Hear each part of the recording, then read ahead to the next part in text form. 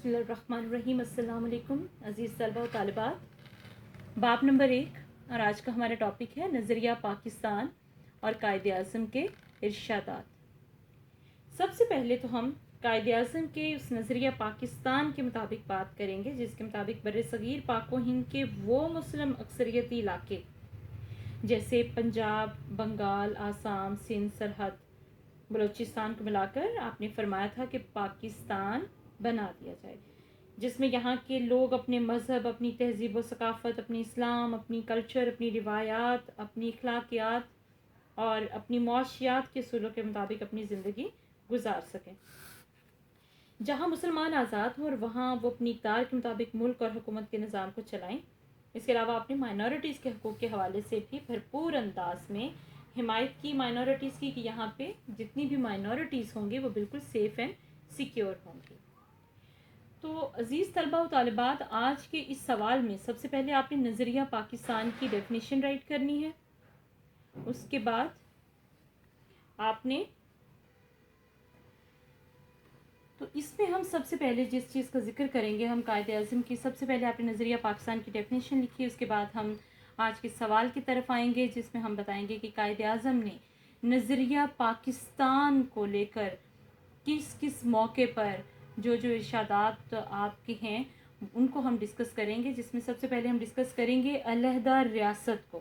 علیحدہ ریاست کے لیے آپ نے بتانا ہے کہ ایک تو آل انڈیا مسلم لیگ کا سالانہ اجلاس جو تھا وہ منعقد ہوا تھا کراچی میں 1943 میں، 1943 میں، یہ ڈیٹ آپ نے لازمی یاد رکھنی ہے۔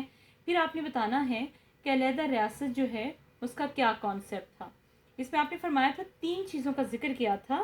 ایک تو آپ نے فرمایا تھا کہ وہ کون سا رشتہ ہے جس سے منسلک ہو کر تمام مسلمان جسد واحد کی طرح سے ہیں، یعنی ایک جسم کی طرح سے ہیں۔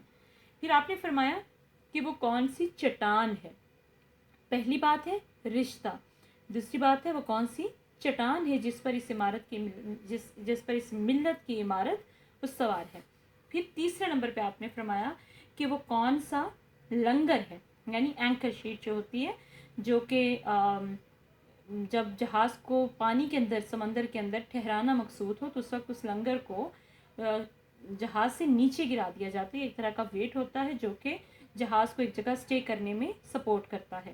تو وہ کون سا لنگر ہے جس سے اس امت کی کشتی محفوظ کر دی گئی ہے۔ تو یہاں پہ جو چونکہ 3 چیزوں کا ذکر ہے، تو ایک تو ہو گیا رشتہ، دوسری ہے چٹان اور تیسرا ہے لنگر۔ تو اس میں آپ نے فرمایا کہ وہ رشتہ، وہ چٹان، وہ لنگر کیا ہے؟ خدا کی کتاب قرآن مجید ہے۔ یعنی ان تمام چیزوں کا جو منبع ہے، جو بنیاد ہے، وہ صرف اور صرف قرآن مجید ہے اور اس کی تعلیمات ہیں۔ نمبر 2 پہ قائد اعظم کے ارشادات میں اگر ہم دیکھیں تو طلبہ سے خطاب ہے۔ 1944 میں طلبہ سے خطاب کرتے ہوئے آپ رحمۃ اللہ علیہ نے فرمایا تھا کہ ہمارا رہنما اسلام ہے، یعنی اسٹوڈنٹس کو کیا ایڈوائز کیا کہ ہمارا گائیڈ جو ہے وہ صرف اور صرف اسلام ہے اور یہی ہماری زندگی کا مکمل ضابطہ ہے، یعنی طور طریقہ ہے جس کے مطابق ہمیں اپنی زندگی کو گزارنا ہے۔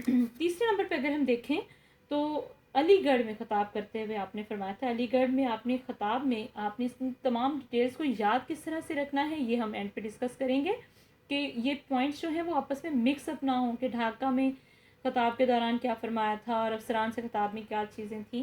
اس طرح آپ کو میں چھوٹے چھوٹے کی ورڈز بھی دوں گی جس سے آپ کو یہ یاد رکھنے میں بہت ہی آسانی ہوگی کہ ہم نے اپنے اس طرح کے کوسچنس کو کس پیٹرن پہ لرن کرنا ہے۔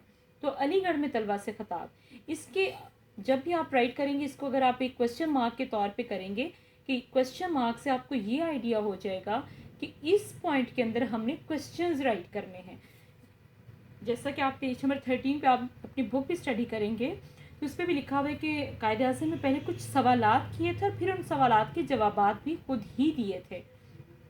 جیسا کہ قائد اعظم نے فرمایا تھا کہ پاکستان کے مطالبے کا محرک یعنی موٹیو کیا ہے اور مسلمانوں کے لیے جداگانہ مملکت کی وجہ کیا ہے۔ یعنی یہ 2 سوال یہاں پہ پوچھے، ایک تو موٹیو پوچھا، دوسرا پوچھا کہ جداگانہ مملکت کی وجہ کیا تھی، اور تیسرے نمبر پہ آپ نے یہ پوچھا کہ تقسیم ہند کی ضرورت کیوں محسوس کی گئی۔ ایک عام کامن آدمی جب بھی بات کی جائے گی تو کہے گا کہ یا تو اس کی وجہ ہوگی ہندوؤں کی تنگ نظری کہ ہندو جو تھے وہ بہت ہی بایاسڈ ایٹیٹیوڈ کی وجہ سے اور ان کے متعصبانہ رویے کی وجہ سے، تنگ نظری کی وجہ سے مسلمان بہت تکلیف میں تھے، لہٰذا انہوں نے اپنے لیے ایک علیحدہ وطن کی سوچ جو تھی اس کو پروان چڑھایا۔ یا پھر ریزن یہ بھی دی جا سکتی ہے کہ انگریزوں کی چالیں جو تھیں مسلمانوں کے خلاف اور ہندوؤں کی، یہ وہ ریزن تھیں۔ لیکن قائد اعظم نے فرمایا کہ اس کی وجہ ہندوؤں کی تنگ نظری ہے اور نہ انگریزوں کی چال۔ یہ اسلام کا بنیادی مطالبہ ہے۔ یا کسی بھی ٹیریٹری پہ، کسی بھی علاقے میں، ریجن میں کوئی مسلم کمیونٹی رہتی ہے تو وہ ہر لحاظ سے اس بات کا حق رکھتی ہے کہ وہ اپنے لیے ایک علیحدہ وطن حاصل کریں۔ نیکسٹ آپ کو پوائنٹ ہوگا پاکستان کے افسران سے خطاب۔ اس میں بھی سب سے پہلے آپ نے ڈیٹ لرن کرنی ہے کہ 11 اکتوبر یعنی 11 اکتوبر 1947 کو پاکستان کی حکومت کے افسران سے خطاب کرتے ہوئے آپ نے فرمایا تھا۔ یہاں پہ آپ نے ایک بات کو بہت ہی اچھے سے ذہن میں رکھنا ہے کہ افسران سے خطاب، یہ افسران یہ کون لوگ تھے؟ یہ وہ بیوروکریٹ سے جو کہ پاکستان کے انتظام کو چلانے کے رسپانسبل تھے۔ اب یہ وہ حالات تھے 47 میں، یہ وہ حالات تھے جب مسلمانوں کی بڑی تعداد جو تھی، دنیا میں آج تک ہجرت کی اتنی بڑی اگزامپل کہیں نہیں ملتی ہے جتنی تعداد میں مسلمان وہاں سے مائیگریٹ کر کے اس علاقے کی طرف آئے۔ چونکہ ان میں سے تقریباً تمام ہی بہت ہی بے حال، لٹے پٹے، بڑی ہی قسم پرسی کی حالت میں آئے تھے اور بہت آنکھوں میں اس بات کی چمک اور روشنی اور امید رکھتے تھے کہ اب ہم جس وطن کی طرف ہجرت کر کے جا رہے ہیں، جو قربانیاں ہم دے کے جا رہے ہیں، اس کا رزلٹ ہمیں یہ ملے گا کہ ہم ایک ایسی فضا میں سانس لیں گے، ایک ایسی آزاد فضا میں جہاں پہ ہم نے اپنے اسلام کے اصولوں کے مطابق عمل کرنے کی مکمل طور پر آزادی ہوگی۔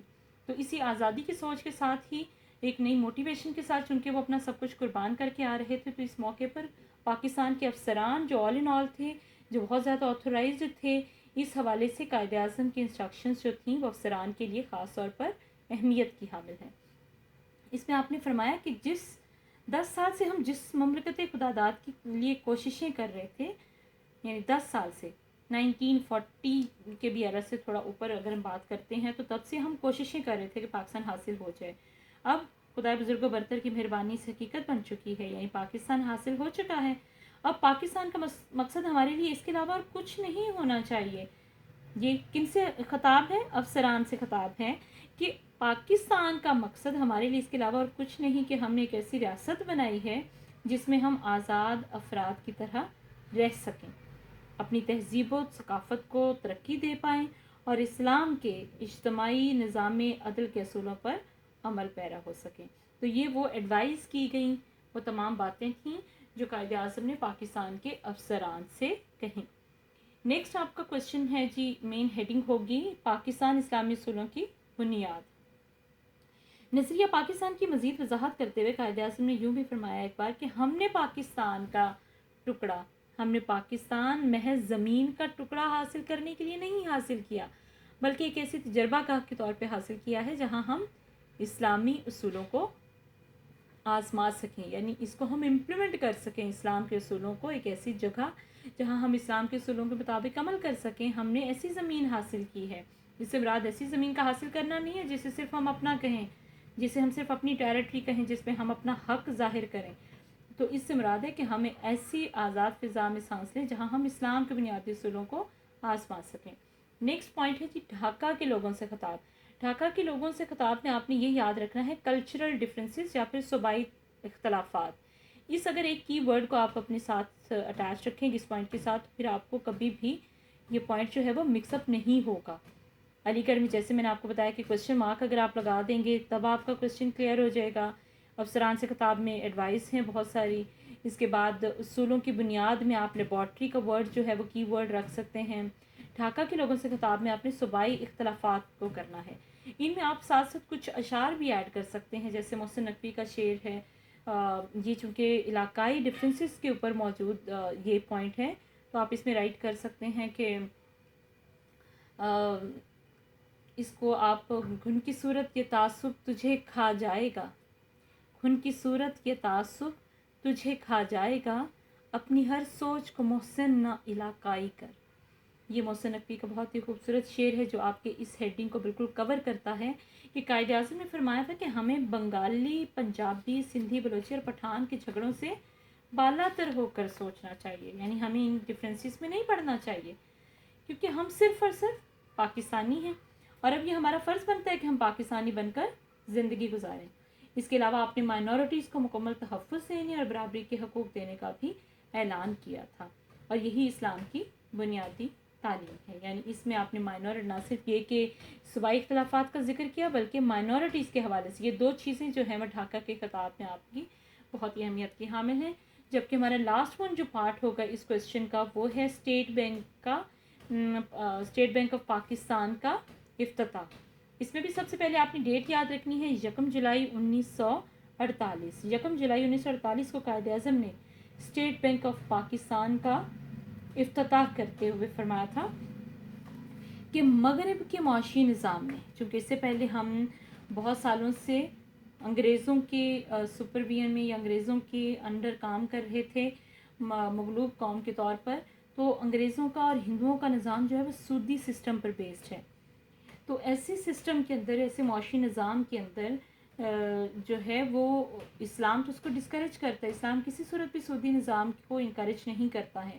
تو آپ نے فرمایا تھا کہ مغرب کے معاشی نظام میں، یعنی جو انگریزوں کا لایا ہوا یہاں پہ نظام، تو اس نظام نے تو ہمارے لیے یا انسانیت کے لیے ناقابل حل مسائل پیدا کیے ہیں، اور یہ لوگوں کے درمیان انصاف قائم کرنے میں ناکام رہا ہے، کیونکہ یہ سودی سسٹم ہے جو امیر کو امیر سے امیر اور غریب کو غریب تر کرتا چلا جاتا ہے۔